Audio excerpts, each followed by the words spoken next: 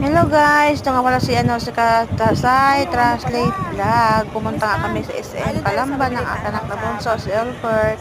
Naglalakad na nga kami dyan napunta doon sa second floor.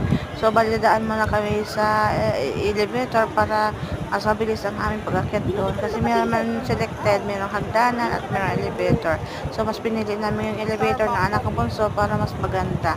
Ayan nga, nagpasama ko sa anak ng bunso kasi bibili kami ng cellphone.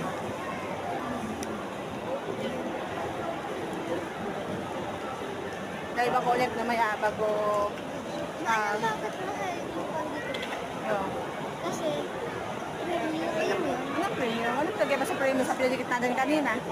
Ngayon, ewan ko, para sa ta premium, mahal lang ng kanya. 50 doon. bakit nga ba? Ewan ko, Sisi nga ako, dapat kanina sinabi ko kung pwede daw ay 400 na no? Discount kasi dalawa naman ang